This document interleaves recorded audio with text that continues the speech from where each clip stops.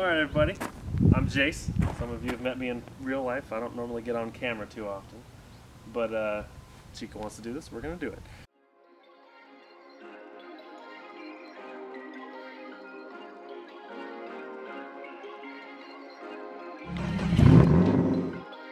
Perfect. This is my 1994 E36. Originally bought for my wife, Chica, and then with the shuffling, and I had an S13, and a guy wanted it, and she wanted a Lexus, and we ended up with an IS300, and it became my car instead, and somehow in a trade. And people who know me know that I was super anti-BMW because obvious reasons. But since then, I've really come around, and so I gotta, swallow that pride, show off what I got now. Bought it, non-running. Had some dumb BMW stuff. Boot was ripped, leaking. But got it all fixed up since then, and it's been a good car for 3 years now. It was a perfect car, had no problems. I still had the 3.15 rear end in it, which I thought was too slow, but I liked the long gearing. So I, even though I had no problems, took it apart for a year, so I thought it'd be a fast turbo swap. And as everyone knows, nothing is ever a fast anything when working on cars. And so I ended up stealing Chica's car, and we subsequently got her E36, so I just stole it for a year while this sat in the garage doing nothing. Now that it's all done, I guess we can do a little expose on it. Get my hood front. Of course, it's an E36, so my hood struts do not work. So this is an S13 prop rod. So most turbo BMWs look nothing like this. They're either the bottom mount style that I think is horrible, or they're gigantic front behind the headlight style, which causes you to have to use a map sensor or some other kind of tuning software, which is fine. I just don't have any money for that. So I ended up getting the eBay low mount kit that has that cast manifold. The use of a Sawzall, I managed to make it fit upside down on the engine because they have symmetrical manifolds. And I ended up making a jumper manifold, so the inlet was up here, made a jumper that came up, moved the turbo to right here, hacked that way the inner fender that you don't need. That allowed me to move the MAF over here, and the turbo is right in front of the ECU, which is not ideal, but easy to get to everything. And I have it draining into the valve cover, which at first was kind of a pain, and it has still been a pain, but it works really well and doesn't cause any choking issues or clogging and kinking like it does for the stock style where they drain into the pan. But I made half of this stuff just because no kit actually is a kit. But all piping on this car, intercooler, exhaust, every single part of it is stainless. It's all pie cuts and TIG welded. There is no mild steel, there is no MIG. Sounds really nice, very clean, I like it. Everyone runs into the issue of cooking their coil packs. I got around that by just moving them. Everyone always has some heat shield, or they're trying to do this, and I moved them up there, and I bought 2 sets of 97 Tacoma plug wires, which clip in with some big zip ties, obviously, and they clip right in there, and I've had absolutely zero problems at the track. It never spits, sputters, nothing. I get no heat issues. I've driven all kinds of drift cars. I have had SR, CA, RB, 1J, blah, blah, blah. If it's a car other than a rotary or V8, I've had it. And every car, I've had a 180. 180s, 240SX, one of the easiest cars to drive because they're just out of the box, very simple. But they take a lot of money because you got to get control arm this, suspension that. And so, bang for the buck, I don't think that they're the best deal. And plus now the drift tax is raised, the 240 shell to $3,000. You can't really get into drifting in a 240, in my opinion. E36 solves all those problems. They come with the good engine in them. Half of them are manual. They're already set up out of the box. And because of the front suspension design, you don't need to buy a bunch of arms. So with stock parts, you can make these handle great. This car has nothing. It has lollipop bushings and the cheapest, worst eBay coilovers you can buy on the front. The rear is just some Rock Auto shocks and some old used S13 Tane coilover springs just stuck in the purge. I could not be happier with E36s. They handle amazing for the money. You know, like any car can be pro level FD if you throw enough thousands of dollars at cage and this and knuckles. But if you want to start drifting and you want to have an easy car that has fair power, E36 is the way to go. And I would say get one now before the price goes to the moon, just like E30s did. Cooling system. I show everyone this and they tell me that I'm a crazy person, but I'm also the only E36 doing hot laps all day long because it won't overheat.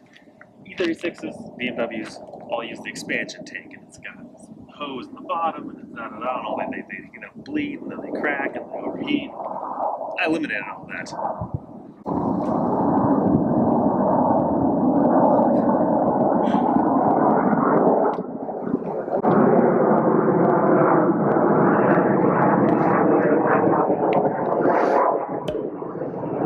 Okay, we're back. There was a quick cut there. We live in Utah, and here in Utah, I work on base. The government has funded me my whole life. We have aircraft. I'm in the flight path. That's just part of life, you know. Back to the cooling system. Okay, so E36s normally don't have there's no filler neck. You fill through an expansion bottle, and I saw that for the first time and thought, wow, that's a horrible design. So I got rid of that design. This is from a 2005 Dodge Durango. It has an inline filler neck. I just cut the hose, take an inch out of it, put this in there. This is a monster can, for obvious reasons. It's a monster can. Overflow tank comes from here. Super easy. I've bypassed. There's no coolant lines over here. I have no heater anymore, which is unfortunate, but that's what I'm doing right now. I just bypassed from the water pump back to the back of the head. I have zero cooling issues. I can run this car all day long and never, ever, ever overheat. It just goes and goes and goes. This is a simple eBay, $49 radiator, whatever they cost. And yeah, this thing cools great. It runs great. I still have clutch fan because electric fans will let you down. The clutch fans typically don't. So they can, but they typically don't. Let's go to the interior. The interior is not nice in this car, but it's an E36, so that's to be expected. I've got my super vintage old bride seat I've had in all my cars. It doesn't look good, but it's very comfy. It's just mounted solid to the floor because only I drive this car. Typical e-brake extension handle. It's not the best, but it does work. I got my suede knockoff Nardi. I think it's knockoff. Maybe it's real. It seems pretty stiff. And pretty basic interior. Door panels are falling off like they all do. And wheels. BMW's 5x120, which is not common for the drift world. Corvettes, I guess, but nothing else. These are R34 GTR wheels. I used to have a bunch of these, now I've got two. But I just have adapter spacers front and rear. They sell the hubs that you can get both wheel patterns, but I'm not going to pay $700 for hubs. So $100 for spacers, and I can run 5x114 wheels. I've got tons and tons of wheels. It makes it very easy for the track. I don't have to track down another BMW owner if I've got a problem. And so wheels are pretty good. Let's see if it starts.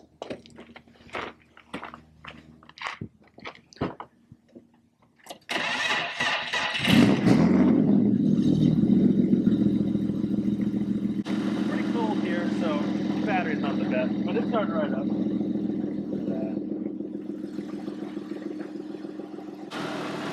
So everyone was telling me that you can't just boost the stock motor and blah, blah, blah, blah. That's because everyone has too big of goals.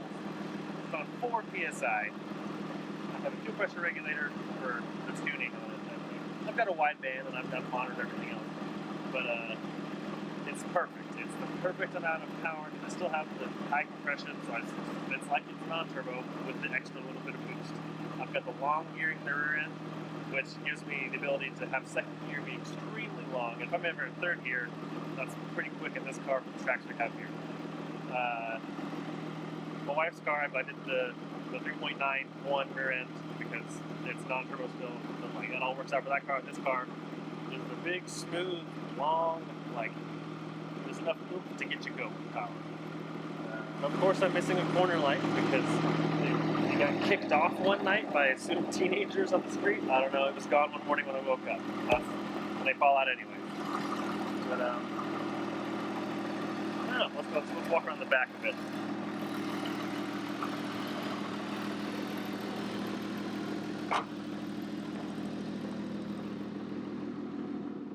I've done a few wall taps here and there. I lost it, blew this trim off somewhere at the track because I'm hitting cones and people and stuff. And beat the fenders out a bunch. I'm probably going to get the Big Duck Club fenders when I ever have money. But that's why we did the cheap paint job. It's easy to respray things. Not too tough. I don't know what these taillights are. Every other E36 I own has the yellow and white. I don't know if these are out of an M3. I don't know if they're out of a 328. I have no idea, but they're different than my wife's car and my other cars. This is just 2.5-inch stainless all the way out. I'm gonna do a dual 3-inch tip whenever I stop being lazy and stop being cold outside. But for the most part, it's been a good car. Obviously, there's no AC. Obviously, there's nothing in the interior works. None of the gauges work. All the lights are on, but doesn't matter. E36. I wish I had more drifting footage of this car, but it's the winter time, and even though it's beautiful weather, it's cold. There's no events right now, so we're gonna wait until the next track event. So it's weird having to go back on like 13 years of being a Nissan and Toyota guy and have 100 Series Mark IIs. Now that's the best thing ever, and then finding out that sub $1,000 BMW handles better than everything else with almost no money into it. So yeah, I gotta say, I wish I had found one sooner and hadn't wasted so much time on S13s that are mostly rust and having to swap RBs that are passed around and falling apart. Like, you can just buy these and come with the correct engine. And hopefully I get some more drive time in this next year, and Chica does too. Anywho, that's the E36. I hope you enjoyed this video.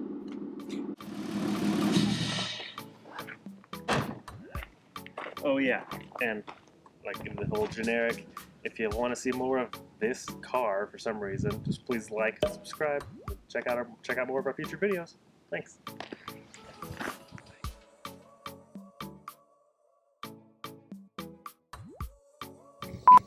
I'm getting shy now. How you going? Is there